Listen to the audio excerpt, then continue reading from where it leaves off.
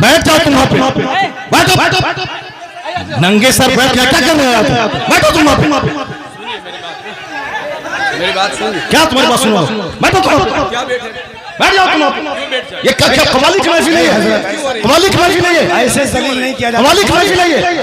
मुफ्ती साहब कवाली है ये? कवाली थी वो, ऐसे जलील नहीं किया जाता है। बैठे हुए थे, कवाली थी वो, कवाली थी वो, नहीं वो कवाली थी वो। कवाली में आप तो रुके हुए थे। बैठ जाओ सब, बैठ जाओ सब, बस भाई इस्लाम करने के लिए बैठा हुआ हूँ। बैठ जाओ, बैठ जाओ। नहीं वो गलत है, जो कुछ हुआ वो गलत है, जो कुछ हुआ वो गलत है, जो कुछ हुआ वो गलत है, नहीं है। हाँ हाँ, क्या यहाँ वो नाच को सुनना चाहता है? वो नाच को सुनेगा, वो नाच को सुनेगा, नाच को सुनाओ। दीनी मजलिस में नाच कराओगे तुम? बैठ बैठ।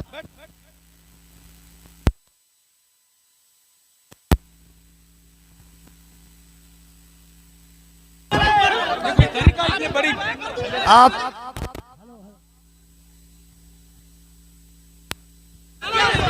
हेलो हेलो, जब मुफ्ती साहब को मालूम था कि शब्बीर बरकाती आ रहे हैं तो मुफ्ती साहब को आना ही नहीं चाहिए था, यहाँ आना ही नहीं चाहिए था। सर आपको ऐसे जलील नहीं किया जाता मुफ्ती साहब, ऐसे जलील नहीं किया जाता है किसी को, ये इस्लाम नहीं है। नहीं मुफ्ती साहब, मैं भी जलसा पढ़ रहा हूँ, ऐसे जलील एक मेहमान को इस तरह जलील नहीं किया जाता है, ये कोई मुआवजा नहीं है। आप जान रहे थे कि शब्बीर आ रहा है। हजरत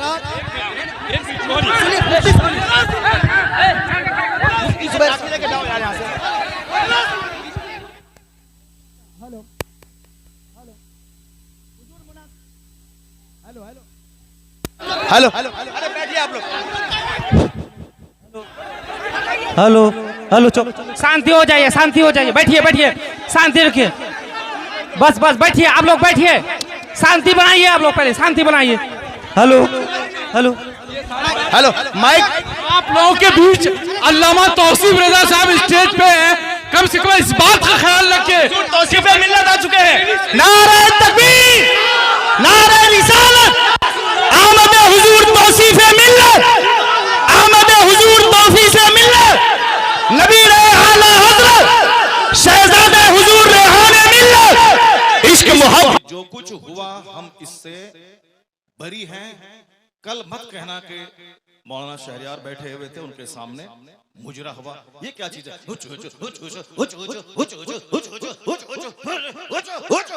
क्या है ये? क्या है ये? तुम लोग कल दियोबंदी हो जाओगे, मैं दावे से कहता हूं, और दियोबंदी कल मजाक उड़ाएगा पूर्णिया का। तुम्हें मालूम है कि आसपास में सारे गैर मुकल्लिद हैं, ये सब कल मजाक उड़ाएंगे बरेलवियों के जलसे का। कहेंगे बरेलवियों का जलसा ये होता है, बरेलवियों का जलसा यही होता है। क्या चीज है? क्या ये नाथखानी है? यही नाथखानी है। ये इको हटा दो, उसके बाद क्या?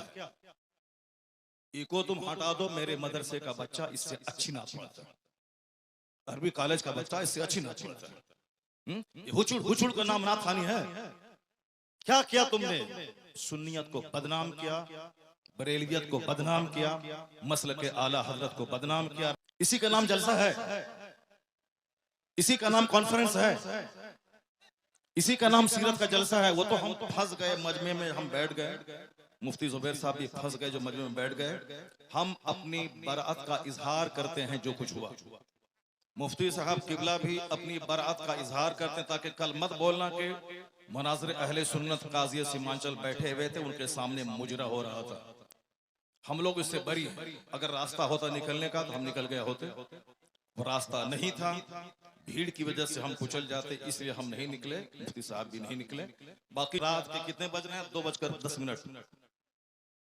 कितने बज रहे हैं? टाइम देखो तुम, रात के 2:10 हो रहे हैं, 2:10 हो रहे हैं। मालूम है क्या हुआ इसमें? पब्लिक का चंदा इसीलिए हो रहा है। बैठ जाओ, अगर बिहार की इज्जत प्यारी है तो बैठ जाओ, अगर पूर्णिया की इज्जत प्यारी है तो बैठ जाओ। ये डांस करने के लिए जलसा होता है, चंदा होता है, बैठ जाओ सब। नात खानी वो नहीं है जो तुमने सुनी है, नात खानी वो नहीं जो तुमने सुनी है। भीड़ जुटाने का नाम जलसा है क्या? बैठ जाओ सब। अब अगर नात तुमने सुनी थी उसको तुमने नात कहा था अपने हिसाब से, तो तकरीर कौन सुनेगा? कुरान की बात कौन सुनेगा? हदीस की बात कौन सुनेगा? इस्लामी तालीमात के बारे में कौन सुनेगा? अगर तुम नात सुने थे, बैठे रहते, तकरीर सुनते, तब होता कि चलो भाई पूर्णिया के लोगों ने नात भी सुनी और तकरीर भी सुनी। अभी वो बैठने जा रहा है कि तुम सब उठ के भाग रहे हो। तुम्हारी वजह से हम लोगों की बेइज्जत और बदनामी होती है। बिहारी एक गाली बन के रह गया। जैसे कारोबार के एतबार से सारे लोग यहाँ से भीड़ लगाते हैं पंजाब दिल्ली में, वो तो अलग बात है। मजहबी तौर पर भी बिहारी एक गाली है। जिसका हम हाथ चूमते हैं, जिसका हम पैर चूमते हैं, वो हमारे जलसों की हरकतों को बयान करते हैं। वहां तकरीर नहीं होता। अभी मैं 4 दिन पहले हैदराबाद में था, वहां मेरी 2 घंटे की तकरीर हुई। एक बंदा नहीं उठा, सारे लोग गौर से तकरीर सुनते रहे। पुलिस वाले खड़े होकर तकरीर सुनते रहे, जबकि वहां कोई परमिशन नहीं था, लेकिन वो सारे लोग गौर से इस्लाम सुनते रहे, इस्लाम सीखते रहे। ये है तकरीर, ये है मुसलमानों का इस्लामी जज्बा। ये क्या है? बस हुचुड़ हुचुड़ सुने और भाग गए। ये कोई तरीका है क्या? ये कोई तरीका है क्या? यही नात हो गई क्या? नहीं, मैं उससे बरी हूं। मैं कतान कभी नहीं पसंद करता हूं इस तरह की नात खाने को। जो कुछ हुआ गलत गलत गलत हुआ।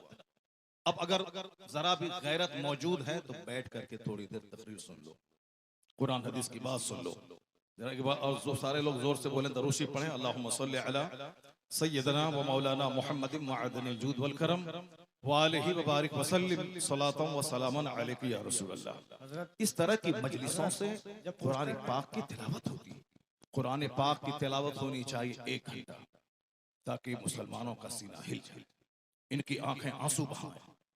यहाँ कुरान पाक की तालीम के लिए मदरसा कायम होता है। मदरसे के जलसे में कुरान पाक की तालीम पे फोकस दिया जाता है। तो हमारे जलसे भी इस्लामिक इन्वायरमेंट में होते हैं। यहाँ मुस्तफा की हदीस सुनाई जाती है। ये बता दे कि तुम लोग यहाँ क्या सुनने के लिए आए थे? ये नंगे सर क्यों आए थे? क्या करने आए थे? सिर्फ शबीर बरकाती को सुनने आए थे? यहाँ जिसके साहब मर्तबे का ये आलम है कि बड़े बड़े उलमा जिनका हाथ चूमते हैं, उनकी कोई इज्जत नहीं है। और तुम साहब एक दुनियादार आदमी की नात सुन रहे हो। तुम्हें मालूम है तुम्हें क्या सब हो रहा है? तकरीर सुनो, हदीस सुनो और अपने स्टेट और अपने डिस्ट्रिक्ट को बदनाम मत करो। ये जलसा है, कव्वाली की महफिल नहीं है। यहाँ कुरान पाक की तिलावत होती है। आधा घंटा तक कुरान पाक की तिलावत होनी चाहिए। सरकार दो जहां सलाम की हदीस पाक की रिवायत होनी चाहिए। इस्लामी तारीख बयान करनी चाहिए। अब जलसा शुरू हो रहा है, यहाँ से गौर से सुनो। अल्लाह तबारक व तआला हमको और आपको सारे मुसलमानों को जलसे की कद्र करने की तौफीक अता फरमाए। जरा एक बार जोर से बोलो सुभान अल्लाह। हाथ उठा के बोलो ला इलाहा इल्लल्लाह मुहम्मदुर रसूलुल्लाह सल्लल्लाहु अलैहि वसल्लम। कुंतुम खैर उम्मतिन उखरिजत लिन्नास तअमुरूना बिल मारूफ व तनहौना अनिल मुनकर। तुम बेहतरीन उम्मत हो, तुम बेहतरीन उम्मत हो जो लोगों की तरफ भेजे गए हो। और तुम्हारी ड्यूटी है नेक राह पे चलना, नेकी का पैगाम देना, और तुम्हारी ड्यूटी है बुराइयों से रोकना। ज़कात, आपके खैरात, आपकी खैरात, आपके सदकात का क्या हमने इस्तेमाल किया? वो इसीलिए है साहब, नाते पाक पढ़ना इसीलिए है ताकि हमें मुस्तफा से मोहब्बत है। वरना सिर्फ नाते पाक पढ़ना ही हमारी गर्ज़ो क़यास नहीं है। हमारा मकसद हयात है अल्लाह की इबादत करना। अल्लाह की इबादतों में क़यामत के दिन ये सवाल ही नहीं होगा कि तुमने नात पढ़ी या नहीं पढ़ी। सबसे पहला सवाल होगा, हुजूर फरमाते हैं इन्ना अव्वल मा युहासबु बिहिल अब्द यौमल क़यामति सलात। क़यामत के दिन सबसे पहला सवाल नमाज का होगा। फातिहा अच्छी चीज है मगर नमाज उससे बड़ी चीज है। जलसा जुलूस अच्छा काम है मगर नमाज पढ़ना उससे सबसे बड़ा काम है। मज़ारात की हाजिरी अच्छा काम है मगर उससे बड़ा काम है नमाज पढ़ना। सरकार आला हजरत का जो मसलक है वो मसलक यही है कि हाँ, नफ्ल को नफ्ल का दर्जा दिया जाए, फर्ज को फर्ज का दर्जा दिया जाए, वाजिब को वाजिब का दर्जा दिया जाए। ऐसा नहीं कि नफ्ल को फर्ज बना दिया जाए, ऐसा नहीं कि साहब जो गैर जरूरी है उसको जरूरी का दर्जा दे दिया जाए। मसलक आला हजरत यही है कि फातिहा नफल है, नफल की हैसियत हो, जुलूस नफल है, जुलूस मोहम्मदी की नफल की हैसियत रहे, और मज़ारात की हाजिरी नफल है, उसकी हैसियत नफल ऑप्शनल की होनी चाहिए। सबसे पहला जो फर्ज आजम है वो नमाज है, फर्ज आजम नमाज है।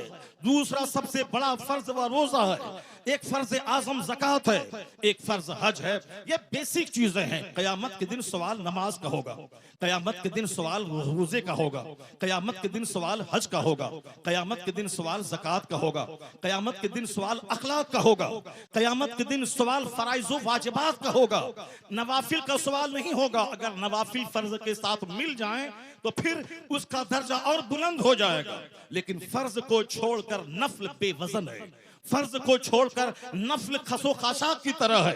तो जो कहता है कि फातिहा हराम है वो मिसगाइड है। जो कहता है कि जुलूस मोहम्मदी हराम है वो गुमराह है। जो कहता है कि औलिया सालिहीन के आस्थाने पे जाना जरूरी नहीं है, फर्ज वाजिब नहीं है, वह जाना गुनाह है, नाजायज है, वो भी गुमराह है। और जो ये कहता है कि सिर्फ नमाज पढ़ें, दरगाहों पे जाना नहीं, वो भी मिसगाइड है। और जो ये कहता हो कि सिर्फ फातिहा पढ़ें, नमाज जरूरी नहीं है, सिर्फ जलसा करें, नमाज जरूरी नहीं है, सिर्फ नात पढ़ें, नमाज जरूरी नहीं है, सिर्फ साहब कव्वाली करें, नमाज जरूरी नहीं है, वो भी मिसगाइड है। बीच का रास्ता है मसलके एतदाल और मसलके आला हजरत के पहले फर्ज अदा होगा, फिर नफल अदा होगा। यहाँ नमाज भी अदा होगी, नियाज भी अदा की जाएगी, नमाज भी पढ़ी जाएगी, मज़ारात पे हाजिरी भी होगी, नमाज भी पढ़ी जाएगी, जुलूस मोहम्मदी भी निकाला जाएगा। ये फर्ज और नफल या दोनों मिलकर सीधा रास्ता जन्नतुल फिरदौस लेके जाएगा।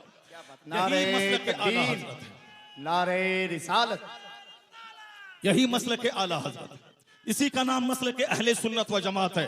कल कोई बदअकीदा ये नहीं बोले कि इतने रुपए बड़ा जलसा हुआ, नमाज की बात नहीं हुई।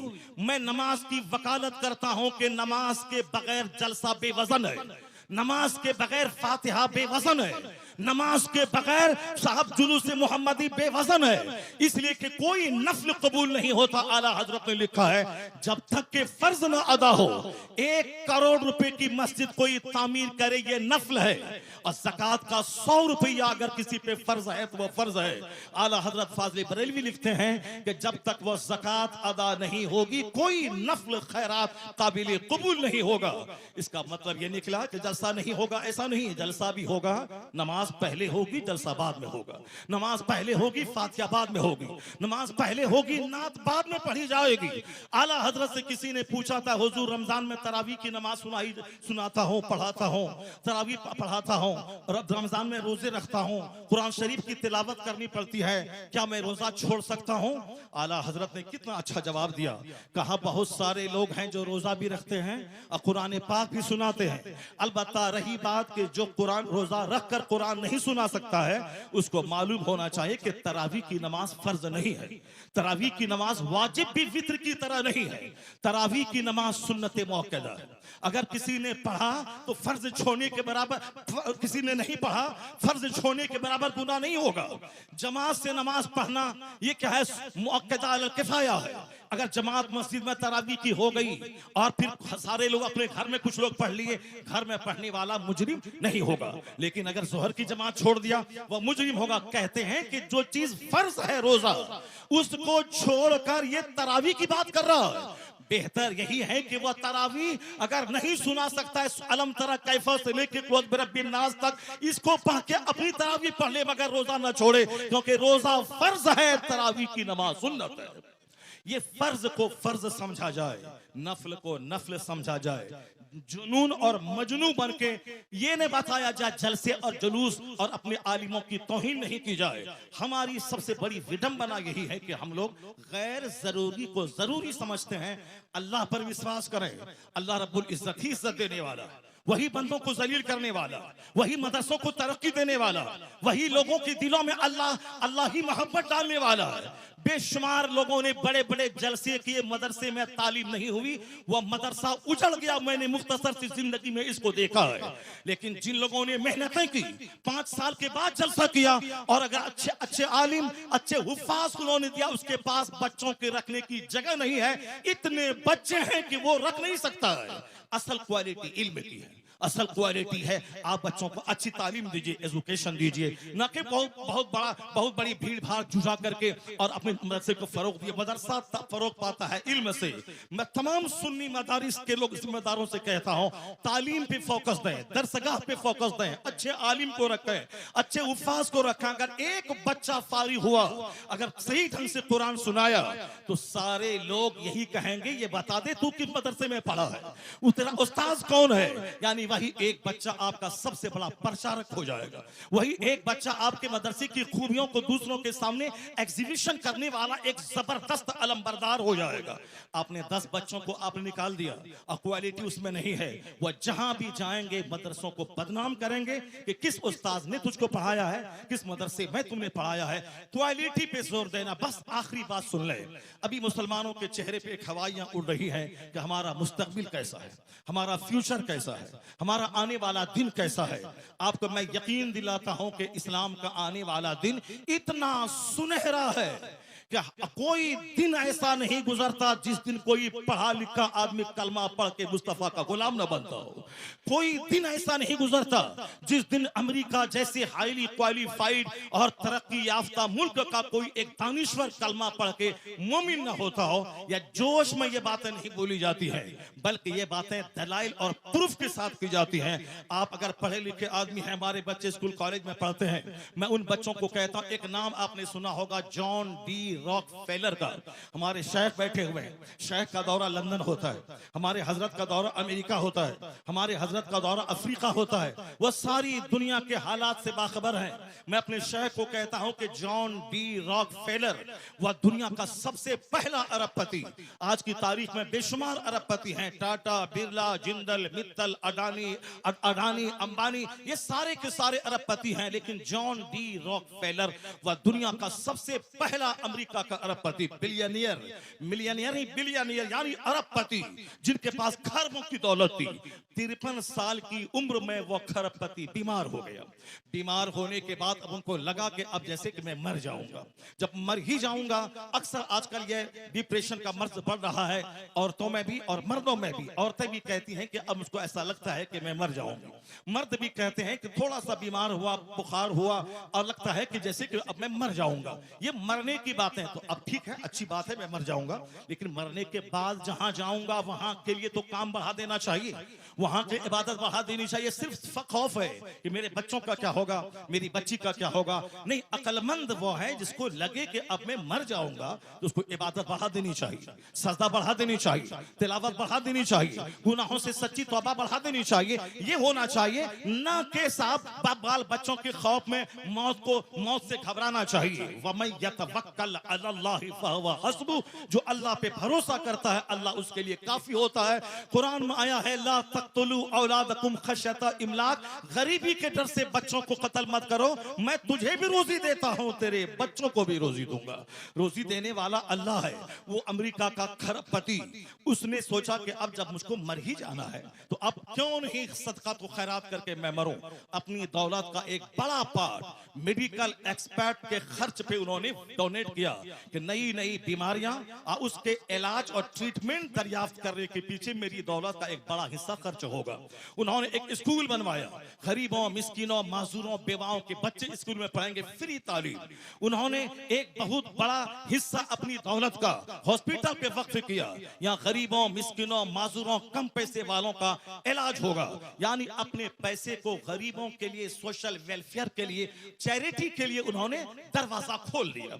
उसको ऐसा महसूस हुआ 2-3 महीने के बाद कि अंदर से उसका कैंसर का जख्म हल्का हो रहा है। ये द टाइम्स ऑफ इंडिया जो हिंदुस्तान का अंग्रेजी अखबार है, हमारे बच्चे तो एमए करने के बाद भी एक जुमला अंग्रेजी नहीं बोलते हैं।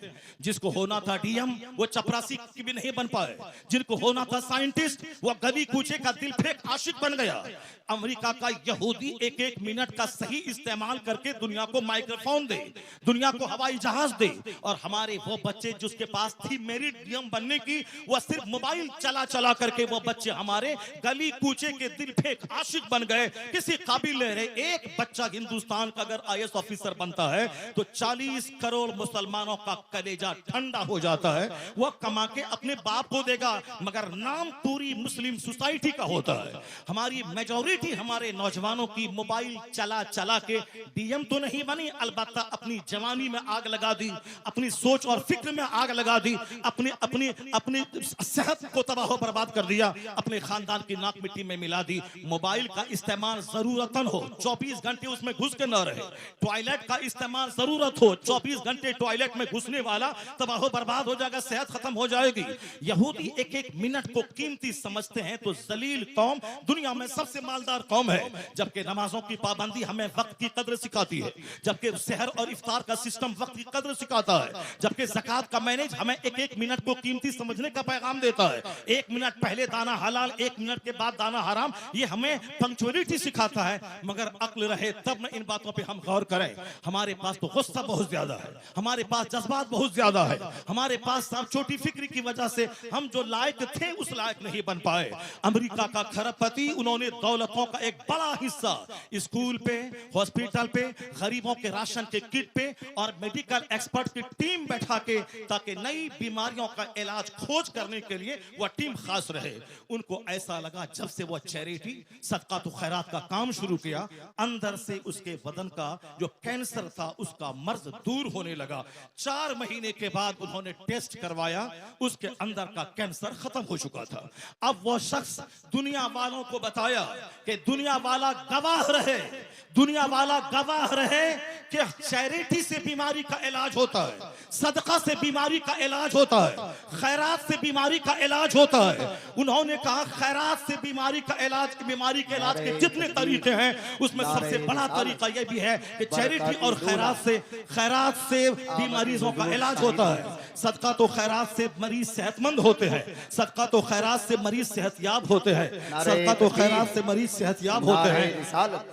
उन्होंने सारी दुनिया को बताया। हमारे शेख आ गए, एक दूसरे शेख की आमद हो गई, जो बरकाती खानवादे के शेख हैं वो आ गए और शहजादे आला हजरत यहाँ बैठे हुए हैं। बस मेरी गुफ्तगू खत्म होने वाली है, उसको गौर से सुनेंगे तो हम पूरे हिंदुस्तान में जाते हैं, पूरे मुसलमानों का दर्द सीने में मौजूद है, कहाँ क्या हालात हैं वहां उस हालात का मुशाहिदा करते हैं। तो हम अपने गुस्से के मुजाहरे के लिए नफ्स की तस्कीर की खातिर नहीं देते हैं, सिर्फ मिल्लत के लिए, कौम के लिए, मसलक के लिए हम अपने लोगों के सामने अपनी कमजोरी बयान करते हैं। जरा गौर से सुने, जब उन्होंने खरबपति ने कहा कि मेरा मर्ज अच्छा हुआ, इलाज के जितने तरीके हैं, एलोपैथिक, होम्योपैथिक, साहब जड़ी बूटी, आयुर्वेद, सब तरीके हैं इलाज के, मगर सदका तो खैरात इलाज का एक जबरदस्त तरीका है। तो जो बात जॉन डी रॉकफेलर ने आज कही, यही बात मुस्तफा ने 1400 साल पहले कही थी कि दावू मरदाकुम बिस्सदका व हस्सनु अम्वालकुम बिज़्ज़कात। मुस्तफा ने कहा अपने मरीजों का इलाज सदका करके क्या करो। तो आज 1400 साल के बाद अमेरिका का खरबपति अपने तजर्बे से दुनिया को बताया कि सदका से एक बीमार ठीक होता है।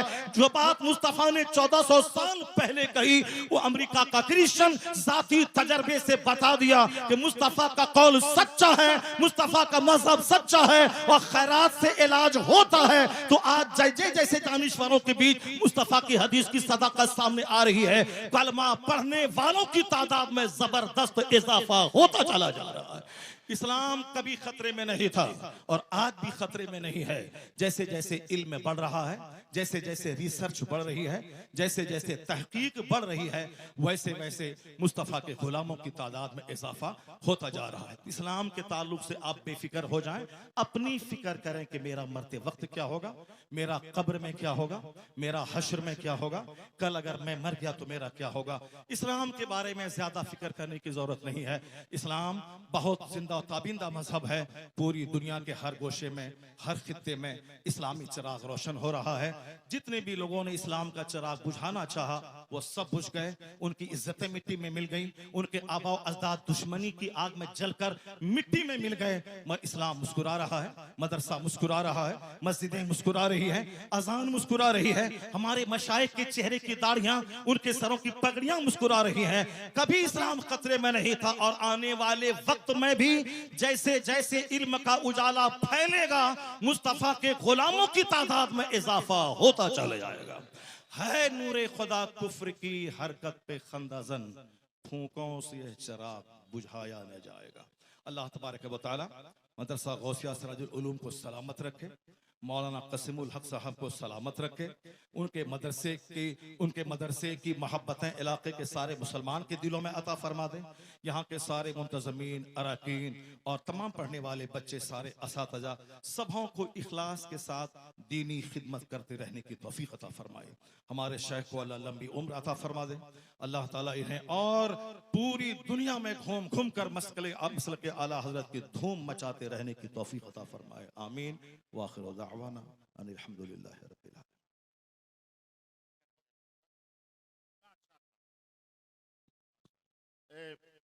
मौलाना ने सजाया बड़ी मेहनत और काबिज से। इस जलसे का क्या होगा, आप हजरात इलाके के हैं, अपने इलाके की इज्जत का आप ख्याल कीजिए। और ये मामलात जो हैं पहले के और थे, अब 1 मिनट में पूरी दुनिया में बात पहुंच जाती है।